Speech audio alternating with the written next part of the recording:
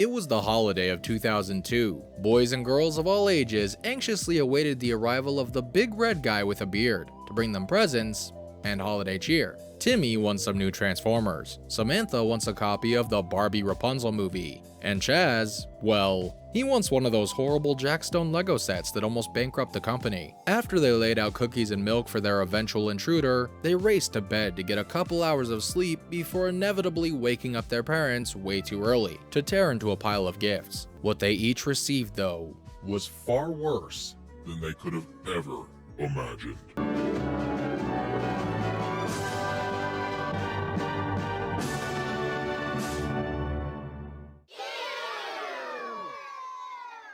It was in this hallowed year of 2002, year of our Lord, that the fabled BigSky Interactive would release their magnum opus, SpongeBob SquarePants: Revenge of the Flying Dutchman, and then seemingly disappeared into the night, never to be heard from again.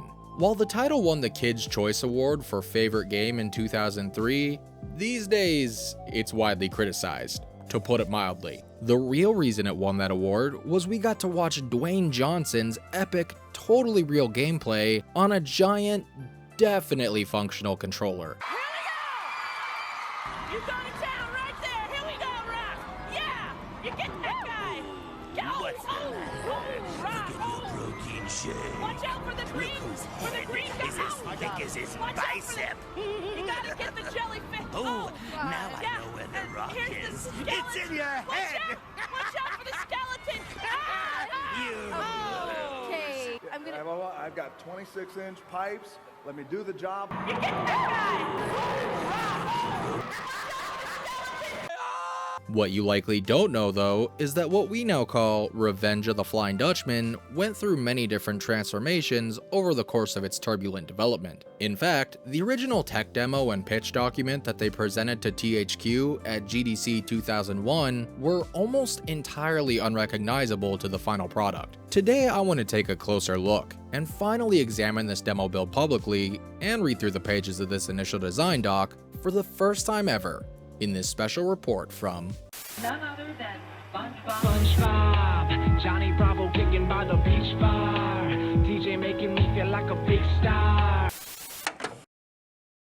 Before we begin, it's important to point out that BigSky Interactive didn't exist at the time that these development materials were created. Throughout 2001 and well into 2002, they were known as Kalisto USA and existed as a subsidiary of a French studio aptly named Kalisto Entertainment. The parent company were known for games they made like Nightmare Creatures, or under a different studio name, Pack in Time. Years prior, Kalisto France had internally developed a game creation engine known as Totem Tech, and often used this technology to create small demos that would initially wow the high-ups at various publishers, which would then lead to getting contracts to develop full games. The USA team utilized this strategy to full effect when they learned that THQ were looking for a team to create the first 3D platformer based on the SpongeBob SquarePants franchise. A handful of people, mostly artists, took the technology that we'd been working on and created a full, working level of SpongeBob in 2 weeks. The demo had gameplay, platforms, animations, a collection of items, and a working HUD. One artist, Damon Shelton, generated 11 character models in just 3 days.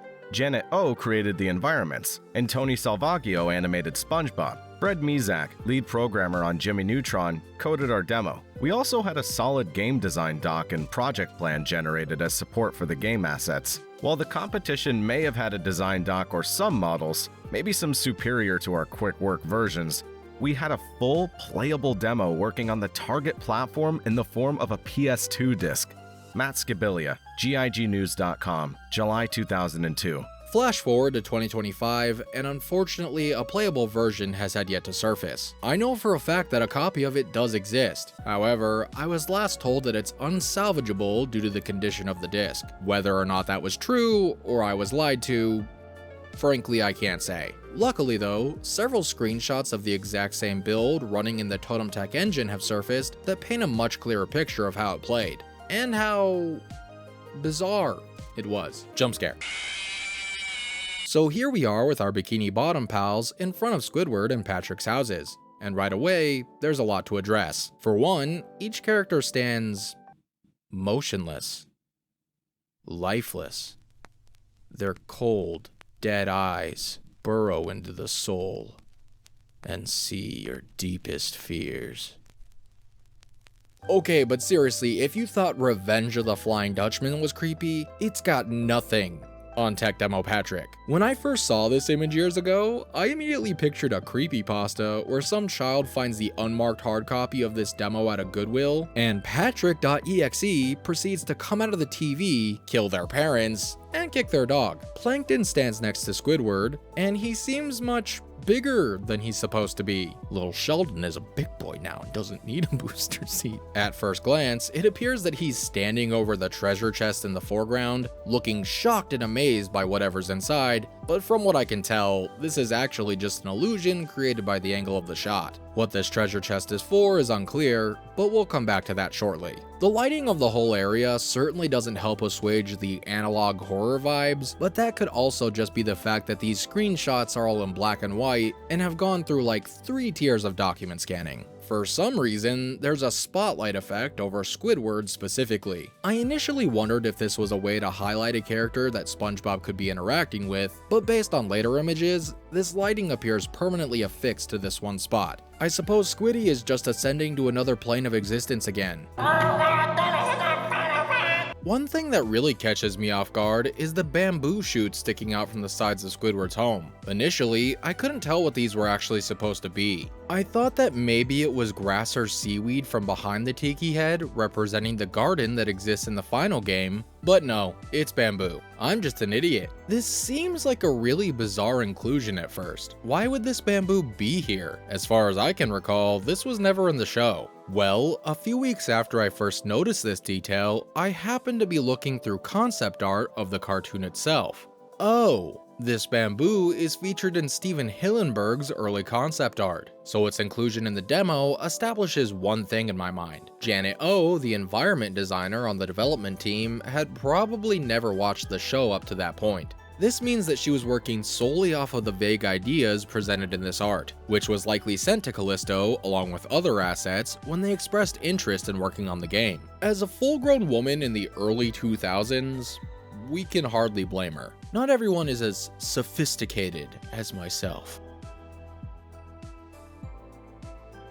Even still, it's interesting to point out. Lastly, you may notice the mysterious floating orb above Squidward's right arm. If we move on to another shot, we get a clearer look at the same spheres. Closer inspection doesn't really help us pinpoint their purpose. My initial theory was that it's a collectible of some kind, though I do have some more fleshed out theories later on. Looking at them from this angle, if this is a collectible, the orbs in front of Squid's house might move along the lines of this wireframe shape to add extra challenge in collecting them. Perhaps all of the orbs move in some way. Here we also get a good look at SpongeBob's pineapple. The pineapple's door seems oversized, the window positions don't look quite right, and the fronds on the top look more like the hair of the world's deadliest troll doll than the leaves we have come to expect. Off to the left, you'll see what appears to be a Krabby Patty collectible, which makes sense given the giant Krabby Patty counter in the first image. Up above the patty, Patrick's rock is bald, as it doesn't appear to have its signature TV antenna. This exclusion makes it look rather dull, just a big gray blob sticking out of the ground. In front of SpongeBob's house, we get a side view of Gary and Mr. Krabs, and the next picture gives us a closer look at these models. Honestly, there's not too much to point out here, except of course what looks like a tiny version of the classic car muffler houses behind them. It's also worth mentioning that Mr. Krabs looks almost exactly like the final version of the model that they ended up using, besides some minor edits around the waist and his lack of a nose. There's also part of another orb up to the left, and something is cut off to the right, but I have no clue what it could be. The barren wasteland on the horizon continues to make this whole thing unnerving. This next image doesn't show us much more than we've already seen, but we get a slightly clearer view of Patrick's antennaless rock, and we see a single frame of SpongeBob's walk cycle. Also, there's an even tinier house to the left of Patrick. Why are these here? Did they not understand what these were supposed to be? Excuse me while I crash out over this! Next up, we see SpongeBob in action, doing some platforming across some cylindrical towers. SpongeBob's model is clearly a lot bendier and kind of rubber hosey than the later, oddly stiff version is. We also see some more patties scattered around, and a couple of floating orbs that almost seem smaller than the others. And now we get our best look at what seems to be the entire level. Unfortunately for Squidward, someone has apparently cut his house in half and removed the back entirely. I didn't fully process this fact until now, but it's pretty clear that his house is just the front side in this previous image. It's probably safe to assume that the pineapple and rock are halved as well, but we never see them from an angle where we could say for sure. Look out for the madman with a knife destroying people's houses! Ooh. These cubes in the foreground must be floating to the left of Patrick's rock, but like most things we've looked at so far, their purpose isn't entirely clear. Looking at them, I would guess that they're platforms, and maybe you can use them to reach this high up orb. But let's consider these orbs again. What exactly are they? They could be bubbles, I suppose? And in some early promotional footage from a later build, we do see some kind of similar orb collectible that appears to take the place of the patties, or the eventual doubloons. But I have another possible theory. In my 2019 interview with Matt Scabilia for my documentary on the Who Needs Normal channel, he told me that the demo they created included quote-unquote SpongeBob, Patrick, Sandy, and Squidward animated models, and a bit of jellyfishing gameplay. Now, it's possible that this quote could be entirely inaccurate, and the years had slowly blurred his memory. This could be evident since none of the NPC models appear to animate and are purely static, though that could potentially be because these screenshots come from within the Totem Tech engine itself. But even then, some of these pictures are clearly of actual gameplay and not just the development environment. Additionally, Sandy is nowhere in sight. I suppose she could be hidden somewhere, but we don't see her in any of these images, so her inclusion could have just as likely have been a false memory on the part of Matt. And what about the jellyfishing gameplay? Well, Matt actually wasn't the only one to tell me about this mechanic. It had the jellyfishing costume and animations, but the jellyfish being collected was simply turning off the character. No particle effects or anything. Jeremy Arntzen, Who Needs Normal, 2024. I see no signs of the jellyfishing gear costume or any kind of changing tent, but if we peer down to the bottom left corner, we do see an oversized static jellyfish model. One potential answer for the orbs is that they were early stand-ins for collectible jellyfish to show off the mechanic. I could easily be way off there, so don't take that as fact by any stretch. And to be honest, the more I've thought about it, the less sense it makes. I still wanted to include it as a possibility since I don't see any other jellyfish outside of the one, but maybe there are some hidden out in the distance, or maybe there was only ever just the one. As a side note about the jellyfishing mechanic in general, even though we never see SpongeBob wearing the jellyfishing gear in these screenshots, that doesn't necessarily mean it wasn't there. In fact, this grainy floating object in the distance looks to me like it could potentially be a hastily modeled net waiting to be collected. The line here is stick-like and seemingly thinner than this platform here with what I think is a tower of Krabby Patties, and the blob at the end of the stick doesn't bear much resemblance to the orbs, which leads me to believe that it's something else entirely. And from this angle, it looks like it's attached to the line. It's impossible to say for sure, but it makes some amount of sense. Can you tell that I love overthinking things? Back to the true mystery at hand, I was told by Jeremy Arntzen last year that he thinks, quote, the orb things were the start of the particle system to add into the special effects later, unquote. I'm not entirely sure if that lines up with what we see in these images, which I did not show him, so he was speaking purely from memory. But at the same time, maybe that does make sense. These transparent orbs could be bubbles that were indeed an early version of a particle effect, which would explain why their size and location don't appear consistent throughout all of these screenshots. Moving on, the treasure chest we saw before is closed in this image, so perhaps the ultimate goal of the demo is to unlock it by collecting so many patties or completing some other task. And then when you open it, it turns out to be a horrific mimic working for Creepypasta Patrick, and then it jumps out of the TV, eats your parents, and kicks your dog. Here on the right, we see those pillars that SpongeBob was jumping on before, and another another wireframe beside it. The pillars look like they lead to another series of platforms that then lead out farther to the right of the map. The only thing that's even possible to make out is what appears to be a second Mr. Krabs, as well as a second Patrick model standing out in the distance. And that's confirmed by the following two images. Why are they out here? Well, Patrick is probably plotting his escape to the real world, but perhaps the Mr. Krabs model serves as a taskmaster, like he tells you to collect so many Krabby Patties to open the treasure chest or something. Why the original models back on Conch Street couldn't do that? I don't know. The only other screenshot I have just shows SpongeBob walking across the polygonal environment. Not terribly interesting, so I guess I saved the worst for last. All in all, this demo was strange, barren, and a bit surreal, but I can see why something like this being built in just 2 weeks would have impressed the powers that be. I know that I desperately hope that it surfaces someday so that we can understand it better and fully document it. For now though, it will remain an obscure piece of lost media that will probably sadly be forgotten. While the demo was meant more to show off what Kalisto's technology was capable of, the coinciding document fleshed out the design team's ideas for the finished product that they hope to create. The said authors of the document were Jeremy Arnson, Vass Nickelodeon, and Matt Crump. They would also get input from the planned creative director of the game, Lyle Hall. That name might sound especially familiar to those of you who know a bit of the behind the scenes from other more popular SpongeBob games. Lyle would go on to become a producer at and eventually CEO of Heavy Iron Studios, the company that made Battle for Bikini Bottom and the SpongeBob SquarePants movie game.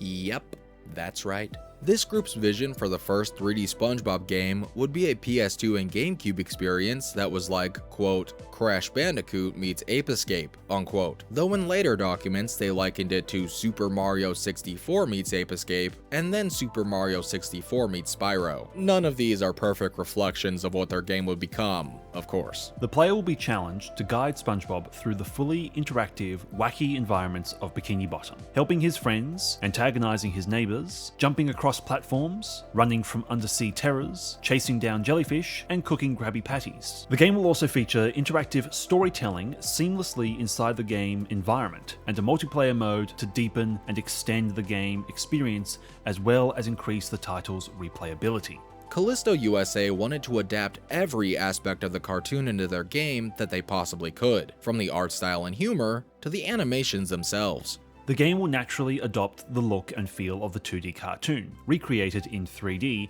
and mimicking the art style, character models, color palettes, and animation. We will pull as much fiction and content from the cartoon as we can to enrich the game, story, and characters with the same wacky, off-the-wall humor, in order to maintain the illusion of interiors that are much larger on the inside than they appear on the outside. We will use a fade or screen wipe effect to transition between exterior and interior locations. As so much of his personality is communicated via SpongeBob's facial expressions, it is vital that the game allows for his face to be seen frequently. This will be accomplished in 2 ways. 1. The camera and control system will give the player direct control over SpongeBob so that he can face the screen at any time.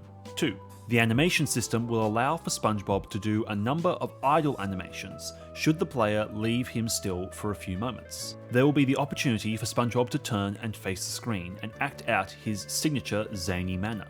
It would really push it over the top to have access to as much authentic or even new SpongeBob audio as possible, including sound effects, voiceover, dialogue, and music. While it was said in previous interviews with Kalisto leadership that many members of the development team were big fans of the show, there are some clear inconsistencies in their writing that prove not everyone coming up with the ideas were an avid watcher. Based on some things I was told by a couple of different sources, I personally believe that Vass Nickelodeon was likely responsible for most of the oddities that we will see throughout these pages, but I will expound on that in an upcoming documentary on the Who Needs Normal channel. The game will take place in Bikini Bottom, the undersea world of the SpongeBob cartoon. Locations will include all of the familiar places such as SpongeBob's pineapple home and his neighbor's pads, hangouts like the Crab Shack and Chum Bucket, and areas like the Jellyfish Fields and Hooky Carnival. Bro's never even seen the show. There are multiple instances throughout Kalisto's planning that refer to the Krusty Krab as the quote-unquote Crab Shack. Oh boy, I love getting crabs at the Crab Shack. And here in a bit, you'll see that they just as bizarrely call Mr. Krabs himself Mr. Crab. In other areas though, this is corrected to the proper names. This inconsistency was likely due to the somewhat chaotic creative process that was employed while writing all of these ideas out. One person would work on one section while someone else did another. It was messy, and this issue would continue to cause problems throughout the rest of the dev cycle. Like the cartoon, the game will take place underwater and preserve the humorous properties and representation of water in SpongeBob, meaning it will include campfires, fireworks, and other such aquatic absurdities presented in real-time 3D. The level environments will consist of a combination of exterior and interior scenes, with a focus on the outside areas. The creative team decided they didn't want this game to be tied down to one idea or one story, because the SpongeBob cartoon itself didn't play by those rules week to week. Inspired by the episodic nature of the cartoon series, the levels will be structured in a similarly episodic fashion, and each of the levels will use an episode as its creative theme to define its location, goals, and interactions. Rather than focus on a single villain, global conflict, and final resolution, this game will be presented as a collection of adventures. Like episodes, the theme and goal of each level may be very different from any other, but they will all keep within the established fiction and gameplay. There will be a broad range of level goals, immediate and long-term, themes, conflicts, and villains, including scenarios centered on SpongeBob and his misadventures with Squidward, Plankton, Mr. Crab, and other friends and neighbors. The stories for the various levels, or episodes at this stage, were ripped straight from the earliest season of the show itself. Specifically, they used the plot of the show's pilot as an example of a possible idea, though my personal guess is that this was only ever an example and likely wouldn't have ever been implemented. In each level/episode, SpongeBob will meet up with one of the cast and be asked to complete a number of different tasks in order to acquire access to the next area. So, one example would be centered on SpongeBob's goal to get a job at the Krusty Krab. But before Mr. Crab will hire him, SpongeBob needs to retrieve the three-way spatula from the cave at the edge of Jellyfish Fields. So, SpongeBob would set off for Jellyfish Fields to track down the special spatula, and once he has completed the task of retrieving the spatula, he may return to see Mr. Crab about getting that job and playing in a new level/episode. Eventually, these episodes would somehow tie together into one larger, cohesive plot. The overall story will begin with smaller, more immediate goals that are easily achievable, but there will also be references to a larger goal that will be revealed slowly as the game progresses. As SpongeBob meets up with his various friends and journeys through the different areas of Bikini Bottom, he will acquire new props along the way, giving him new actions and abilities. They wanted the player's interactions and the choices that SpongeBob makes when interacting with other characters or the environment to be impactful and affect the in-game world around them. The ideas for SpongeBob's in-game abilities were originally going to be much more unique to a given scenario. Double jump/float. When the player presses jump again while in the air, SpongeBob will do a sponge puff expand and gently float his way down for a soft landing and some extra jump distance. Karate chop. This will be SpongeBob's main offensive move when he is not using or carrying any interactive props. A quick button press will deliver a quick hi-ya chop in the direction SpongeBob is facing. Absorb and spray. SpongeBob will have the ability to absorb certain liquids into his porous skin and then release the liquid as a game action. Some things he could absorb would be Krabby Patty special sauce, heavy water, or even octopus/squid ink. Sponge slide. In some tight corners, SpongeBob will need to use his sponge slide ability, which allows him to slide short distances along his flat, spongy self. Ripping pants. SpongeBob will be able to rip his pants from time to time in order to crack up and distract any on-screen characters. Nose flute. Like the Pied Piper, SpongeBob will learn how to play a tune on his nose, enabling him to lure jellyfish, distract enemies, open doors, and more. Ah yes, exactly as the Pied Piper did. Outside of these inherent abilities, there was also meant to be a number of items or power-ups that SpongeBob could use in certain situations. Throughout the game, SpongeBob will come across a number of different objects that he can use for various interactions, such as defeating enemies, changing and/or navigating the environment, powering up and collecting objects. Below is a list of some of the props and how SpongeBob will play with them. Fishnet, used to catch jellyfish. Spatula, used to swat his enemies and to flip/serve Krabby Patties. Leaf Blower/Vacuum has 2 modes, Suck and Spew, used to blow away enemies, and to pick up, carry, and spew an object or enemy from one location to another. Bubble Blower, used to trap enemies/objects in a floating bubble, allowing SpongeBob to take his time in deciding what to do next. Silent Shoes, used to sneak quietly through an area when his normal squeaky shoes would give him away. Sparring Pads, allow SpongeBob to take more hits from hostile enemies or the environment without losing a life. Water Balls, a heavy ball water projectile that splats on contact, used to defeat enemies from a long range. Bulky/strong arms, allows him to lift heavy things and/or throw them far like in the anchor toss. Fishbowl Helmet, obtained from Sandy, it enables SpongeBob to easily survive and monitor his water levels while on land or in dry air. The cast of characters throughout the game was originally going to use several more familiar faces from the show than we would eventually see in the final release. Patrick Star, SpongeBob's best friend. Patrick will appear frequently throughout the game, serving as a gameplay instructor and taskmaster.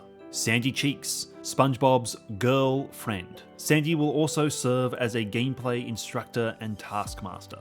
Squidward, SpongeBob's neighbor and antagonist. Squidward will be used as the source of a number of the conflicts that SpongeBob must resolve. Mr. Crab, SpongeBob's boss. Mr. Crab will serve as a taskmaster. Plankton, Mr. Crab's arch rival. Plankton will be used as the source of a number of the conflicts that SpongeBob must resolve. Others like Gary, Mermaid Man, Barnacle Boy, Neptune, and Satan will also make a significant appearance during the game. What the fuck? What? Satan? You mean to tell me that the best SpongeBob character, Satan himself, was supposed to be in this game? Oh, you know, just the cast of SpongeBob. Plankton, Mr. Krabs, Sandy, Satan, Patrick. We've all seen it. We've all seen the episodes. I have no soul. What do you mean, guys? Come on. You all remember everyone's favorite SpongeBob character, Satan. Quit messing around. I think we all love that classic episode where Patrick sells his soul to the devil himself in exchange for ice cream, and then after being dragged to hell and eternal damnation, he returns as a hollow husk and devours the soul of everyone in Bikini Bottom. Oh, you don't remember that one? That was one of my favorites growing up. So after reading further into other documents, my best guess is that Satan is actually in reference to the Flying Dutchman. Probably. How anyone got that confused is beyond me. Kalisto proposes the following game objects that will serve as collectibles, placed around each of the levels and interactive power-ups that can affect the player character and gameplay. Jellyfish could have different values and be used for a reoccurring collectible. These should be easily identifiable by number of stingers, colour and appearance. Krabby Patties and/or kelp candy bars for health. Spell SpongeBob in spongy letters while in each level.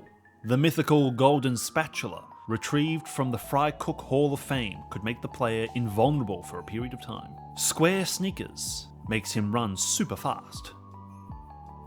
I hate Kalisto. Very similarly to another Nickelodeon game being worked on around that time, Rugrats Royal Ransom, Kalisto wanted to take aspects of the single-player campaign and turn them into unlockable multiplayer experiences to play with friends and family. Many of the action levels will contain minigames that will be available for multiplayer play. These games will be introduced in the single-player action levels, complete with AI so that they demonstrate how the multiplayer versions work. Once unlocked and available, outside the single-player game mode, between 2 players and 4 players will be able to complete with each other or against the AI in any of the minigames. If you've played Revenge of the Flying Dutchman, then in all likelihood you'll remember the karate matches with Sandy and Larry. These are almost certainly an example of a minigame that was meant to be played together. Somehow, I don't think we missed out that much. While the ideas would later be reworked and refined, these were the earliest incarnations of the planned levels and scenarios. Tree Dome. SpongeBob will journey to visit Sandy at her dome home. Ideas for gameplay in this level include the need for water in the dry air currents that make the player float or fly, and collecting items for Sandy's tea party. SpongeBob will have to watch out for gusting air vents and pecking birds as he treks through the dome. Hooky. SpongeBob will ride fishing hooks up to collect things up top and gain access to areas unavailable by jumping, similar to the air currents from the tree dome. The user will then parachute down from the top area to the sandy bottom. He will also have to know which hooks not to take. Crab Shack. SpongeBob will have some basic training to do at the beginning of the game, and so he will begin his lessons at work, flipping Krabby Patties, serving customers in time, stopping Plankton from making off with the recipe, and earning his golden spatula and Employee of the Month statues. He'll need to be fast on his feet when the lunch rush of anchovies arrives. Muscle Beach. SpongeBob will try to gain Sandy's favour by outdoing the Beefcake's display of great strength. We will try to include the humour of the ripped pants and undies as SpongeBob and the Muscleheads compete with ever-increasing displays of strength. Karate Choppers. SpongeBob must fend off Sandy's barrage of karate attacks while navigating a treacherous environment. Pow! Wham! Jellyfish Fields. SpongeBob will have to collect a certain number of jellies within a set time. This is a global level mechanic and will also likely appear as its own minigame. Plankton. SpongeBob must retrieve the recipe for Krabby Patties that has been stolen by Plankton, with a chance to explore the chum bucket. The player could run into the secret ingredient analyzer for some laughs. Treasure Hunt. SpongeBob will go hunting for lost treasure at the far reaches of Bikini Bottom. Boating School. SpongeBob will complete a brief training before beginning the boating exercise, and then he will have to pass the exam on a closed course. Tide Pools. As in the Treetop Dome, the user will be constrained by water and air as they venture up a beach, going from tide pool to tide pool, scouring for ingredients to Mr. Krabs' Krabby Patty special sauce. Overall, Kalisto believed that Totem Tech would allow them to turn this project into the definition of an interactive cartoon, with models that utilize stretch and squash animations that felt alive. They hoped that they could create authentic sound effects and record brand new dialogue with all of the actors to build a game that was as true to the source material as it possibly could be. Developed by Kalisto at its Austin studio, the team would likely be staffed with the following key personnel: Stretch Williams, Executive Producer; Anthony Marone, Technical Director; Lyle Hall, Creative Director; Matt Skibilia, Art Director; Jeremy Artson, Lead Level Designer; Mike Bowman, Senior Programmer; Jeanette O, 3D Level Artist; Tony Salvaggio, 3D Animator/Modeler. Lyle Hall's role as creative director of the game is fascinating to me, given his existing resume in the present. I couldn't say for sure which ideas in this document and the future ones are his, though I have some educated guesses, and he was rarely at the main office in Austin to collaborate directly, but it's clear he at least had some impact on what this game became. So when criticizing this game and praising Battle for Bikini Bottom, just remember, the same guy technically had a hand in both. I'm now going to do these names correctly. Stretch Williams, Executive Producer; Yanni Moran, Technical Director; Leroy, Creative Director; Mr. Bill, Art Director; Jimmy, Lead Level Director; Mike Beam, Janet O, 3D Level Artist; Tony Savile. That's all I have for you today, but I'll be sharing... Please don't. Oh...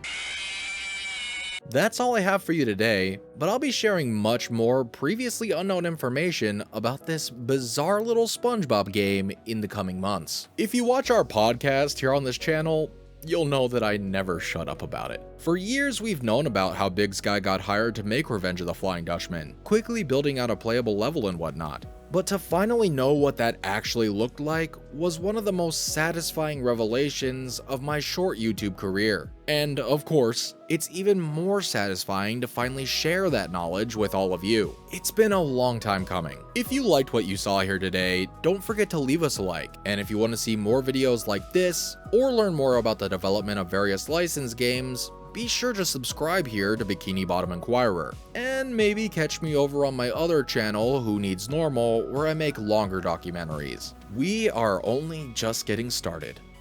See you soon.